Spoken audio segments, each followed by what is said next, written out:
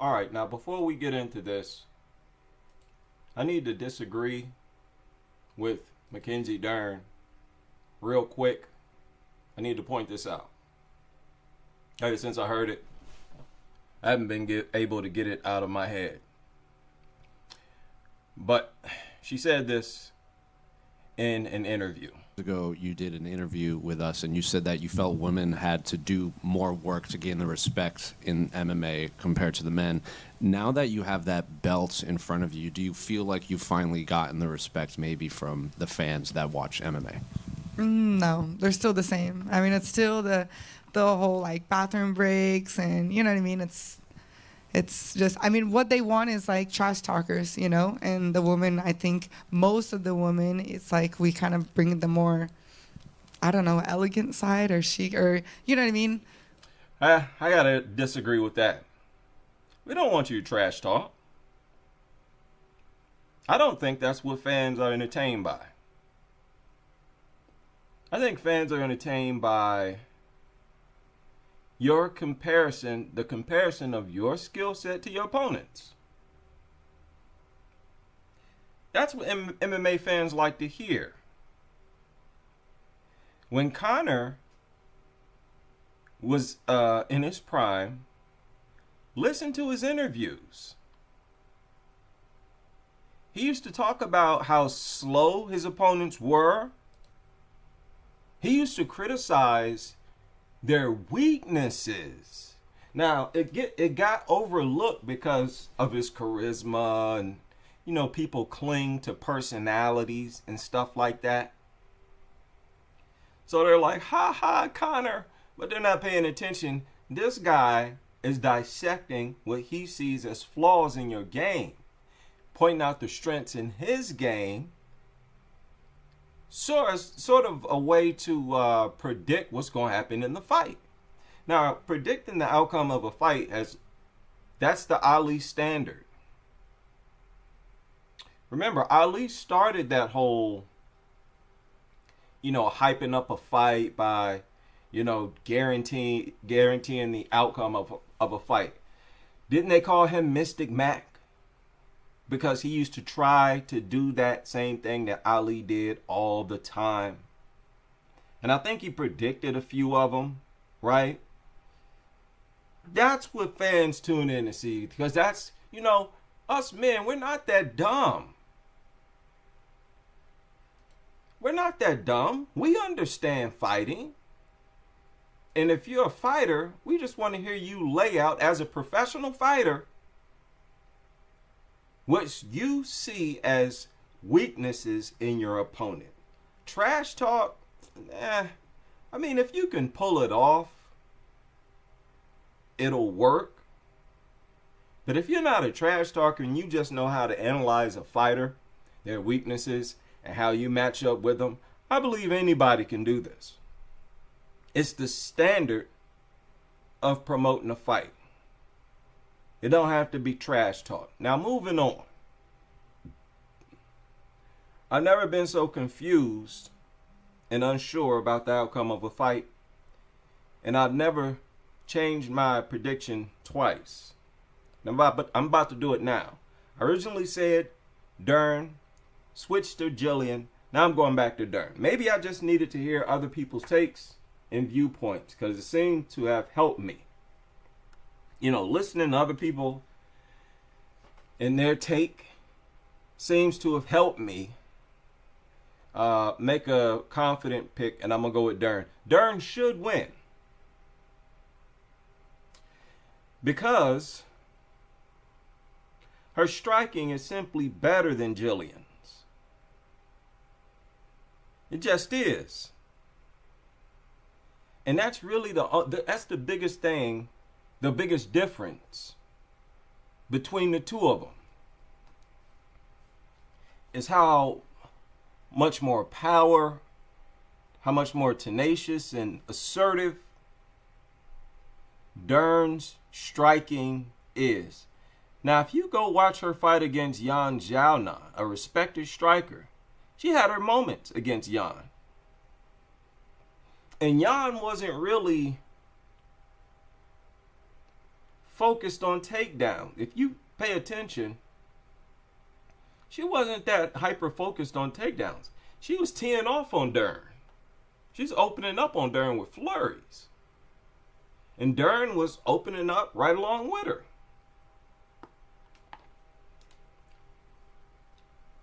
It just looks like much of this fight will be spent on the feet, because she has to get you down. She has to wrestle you to win the fight. Jillian don't win fights on the feet. Dern wins a lot of minutes on her feet. Far more minutes than Jillian does. Dern might not dominate a whole fight via striking, but she'll go several minutes where she's winning the striking contest. Jillian really doesn't. She might have decent movement, Jillian, but Dern's is not bad either. Again, watch her fights. Dern uses lateral movement time to time when she wants to. She might not feel the need to against Jillian. You know, Jillian's offense is not threatening. For whatever reason, it's just not threatening. Her punches or kicks. Her punches and kicks seem like a prelude to a takedown attempt and nothing more. A strategy to get you down and nothing more. She's too reliant on taking her opponents down and dominating them on the ground. But against Dern, that's like one of the worst opponents you could rely on that style against. And what is Jillian going to do? Switch up for the first time? Is she going to switch up, become an outstanding striker? Or is she going to dominate Dern on the ground? That's hard to believe. That's hard to see. Maybe in the early rounds. But Dern really, her stamina is not that bad. It's really not that bad. And another thing, you know, you got to sort of respect Mackenzie Dern's work ethic. This is what she used to look like, man. I mean, she's got a pretty impressive story. Back in the day, she was laughed at by a lot of people. Like, yeah, she is a jiu-jitsu fighter, but her striking is horrible and she's horribly out of shape, can't make weight. You know, she needs catch weights. Nobody was looking at her at least I wasn't, as a potential title holder. Just wasn't. And over time, she started to melt down. She started taking it seriously. And this don't do her any justice right here, because the biggest difference is the arms. Look at the lunch lady arms she used to have compared to, you know, she started coming out with shoulders and traps and biceps and forearms popping out, to traps popping out. Now, this is from a fight to fight thing. She had already slimmed down in this fight, in the gray outfit. And then 4 months later, she was even slimmer. You can tell by the loose skin in her lower abs. Look at the difference. She is leaner right here. After 4 months. So she hooked up with a good diet, nutrition, workout plan, whatever worked for her. Adjusted her macros. The team around her, maybe she had something to do with it, did a good job in getting her into shape. And it seems like it's helped her performances as a striker. Because she's already kind of wild as a striker. She tends to throw her whole body weight into some of her strikes. So much so she knocks herself off balance. When you're heavier, you're going to be knocked even further off balance. At least now that she's in shape, you know, she can better regain her posture, get back in the striking position, not throw herself out of position, leaving herself vulnerable for counters, but she still leaves herself vulnerable for counters. Jillian, you just ain't that good of a counter striker. I mean, Dern survived and dealt with better strikers than Jillian. And Dern has had more success. Look at this. She's had more success against other ground fighters.